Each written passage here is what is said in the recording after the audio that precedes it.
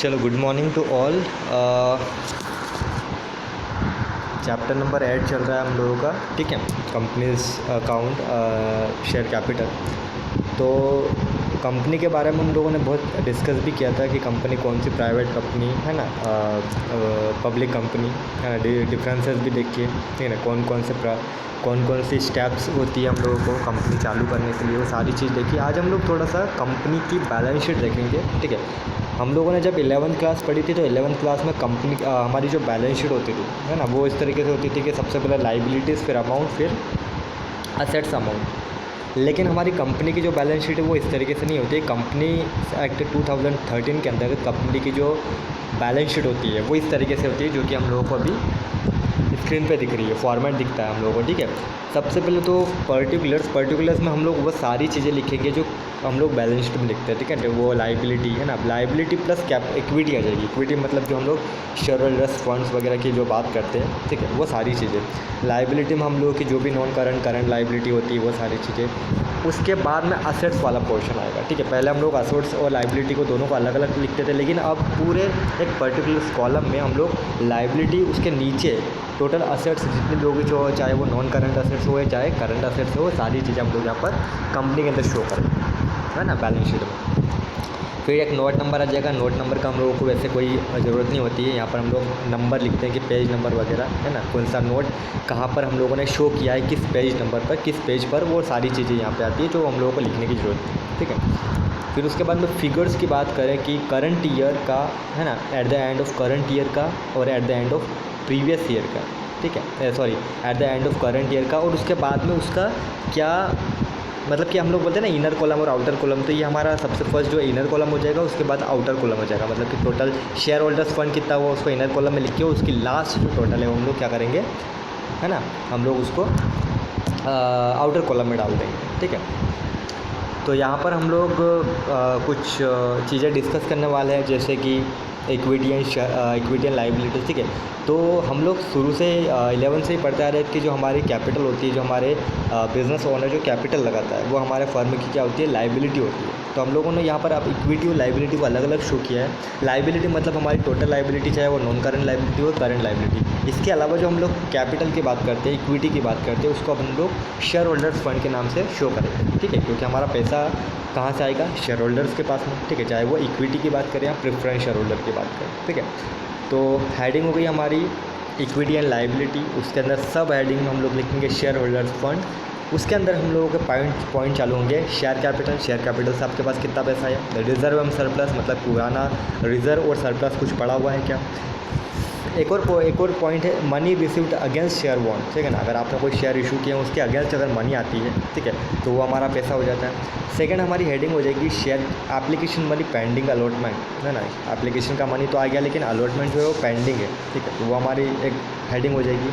फिर आ जाएगा non current liabilities, मतलब कि नॉन करंट लाइबिलिटी कौन कौन सी है ना, जैसे कि हम लोगों ने 11th में पढ़ा, लॉन्ग टर्म बोरिंग्स होते हैं, है ना, डेफर्ड टैक्स लाइबिलिटी होती है, अदर लॉन्ग टर्म लाइबिलिटीज़ हो गई, लॉन्ग टर्म प्रोविजंस हो गए, है ना, ये सारी हमारी नॉन करंट लाइबिलिटी। और करंट लाइबिलिटी में शॉर्ट टर्म की बात करेंगे, short term borrowings, trade payables, है ना, जो कि हम लोग बिल्स पेबल के नाम से लिखते हैं।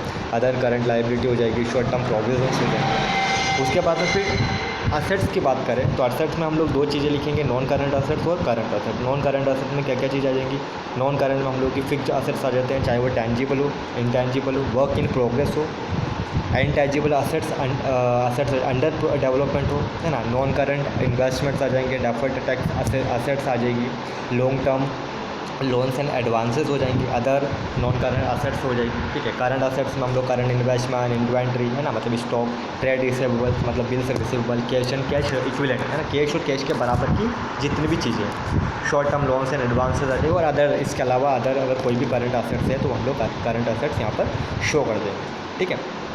तो ये हमारी कंपनी की बैलेंस शीट हो गई, जो कि हम लोगों को पढ़ना है, इस हिसाब से काम करना है, ठीक है। अब इसके बाद में हम लोग एक छोटा सा यहाँ पर प्रैक्टिकल भी ले रहे हैं, ठीक है, इसी से रिलेटेड है। Gopal limited was registered with an authorised capital of 50 lakh dividend 50 lakh divided into equity shares of 100, ठीक है। 50 लाख की कैपिटल है ना, उसको डिवाइड कितने में किया हम लोगों ने, 100 ईच में। मतलब अगर हम लोग 100 से डिवाइड करेंगे तो यहाँ पर हमारा कितना पोर्शन आ जाएगा, 50,000 का, ठीक है। 50,000 का हमारा पोर्शन है, मतलब 50,000 हमारे शेयर्स, उसको अगर हम लोग कैपिटल में अगर लें तो 50 लाख हो जाएंगे, ठीक है।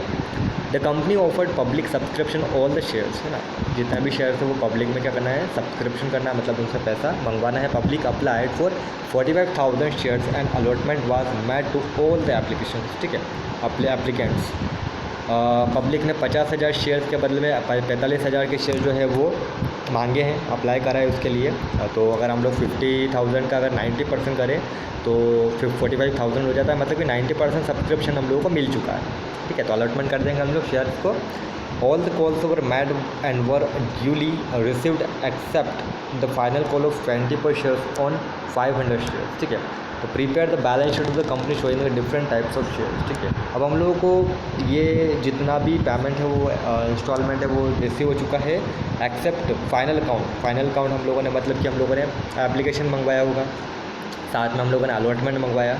अलॉटमेंट के बाद में हम लोगों ने फर्स्ट कॉल, सेकंड कॉल, है ना, मतलब कि फ़ाइनल कॉल मंगवाई होगी। तो ये सारी चीज़ें फ़ाइनल कॉल के अलावा, तो अभी हम लोगों को सिर्फ इतना समझना है कि बैलेंस शीट में इस चीज़ को किस तरीके से लिखना है, ठीक है। तो यहाँ पर मैं आप लोगों को बताता हूँ, जैसे हमारी कोपाल लिमिटेड की बैलेंस शीट होगी, है ना, बैलेंस शीट में पर्टिकुलर नोट और अमाउंट, ठीक है। अभी हम लोगों को सिर्फ एक अमाउंट देखना है कि किस तरीके से हम लोगों को हमारे लाइबिलिटीज़ वाला पोर्शन, है ना, इक्विटी और लाइबिलिटी वाला पोर्शन और असेट्स वाला पोर्शन शो करना है।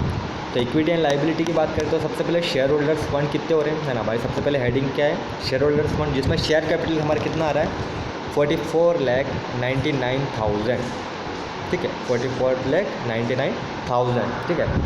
और नॉन करंट लाइबिलिटी कुछ भी नहीं है, करंट लाइबिलिटी कुछ भी नहीं है, ठीक है। उसके बाद हम लोग चले तो हमारा कितना हो रहा है, असेट्स कितनी हो रही है हम लोगों की, नॉन करंट असेट्स, है ना। नॉन करंट असेट्स की बात करें तो नॉन करंट असेट्स कुछ भी नहीं है हमारे पास में, वो करंट असेट्स भी कुछ नहीं है। कैश एंड कैश इक्विवेलेंट, है ना, कैश के रूप में हम लोगों को कितना रिसीव हुआ, ठीक है। जब हम लोग इसकी जब एंट्री करेंगे तो हमारी एंट्री होगी कैश, है ना, कैश के रूप में। जब भी हम लोगों को अगर पैसा प्राप्त होगा तो कैश के रूप में इसकी एंट्री हो जाएगी। तो कैश और कैश इक्विवेलेंट के रूप में हमारा कितना पैसा पड़ा है, 44,99,000, ठीक है। तो टोटल हमारी असेट्स हो गई 44,99,000, टोटल लाइबिलिटी हो गई हमारी 44,99,000, ठीक है। अब हम लोगों ने ये जो 44,99,000 लिया है वो कहाँ से लिया है, तो टोटल हम लोगों की 50 लाख की जो कैपिटल है उसमें से हम लोगों को 20 पर शेयर के हिसाब से 500 पर मिलानी है ना। मतलब कि अगर 500 शेयर की बात करें तो 500 शेयर इंटू 20, है ना, उसको अगर कैलकुलेट करेंगे तो कितना आ जाएगा, 5 दूनी 10, मतलब 10,000 रुपये। तो उस 10,000 को हम लोगों ने छोड़ा है ना, 10,000 को हम लोगों ने अलग कर दिया है। तो हमारा क्या हो जाएगा, रिसीव्ड नहीं हुआ वाला पार्ट हो जाएगा, ठीक है। अभी हम लोग आगे और इन चीज़ों को बहुत वर्किंग नोट के रूप में और नोट्स के रूप में भी डिस्कस करने वाले हैं। अभी हम लोगों को सिर्फ बैलेंस शीट में देखना था कि किस तरीके से अमाउंट हम लोगों ने लिखा हुआ है, ठीक है। तो बस इतना ही आज हम लोग समझते हैं। उसके बाद में हम लोग इसके ऊपर जो भी सवाल है वो आगे और करेंगे, ठीक है। और हम लोग देखते हैं कि किस तरीके से सवाल करेंगे हम लोग, किस तरीके से हमारे, ठीक है, application, allotment, final call, first call, final call, कितना कैसा पैसा मंगवाते हैं और किस तरीके से जनरल एंट्री होती है, ये सब आने वाले पोर्शन में हम लोग करेंगे, ठीक है।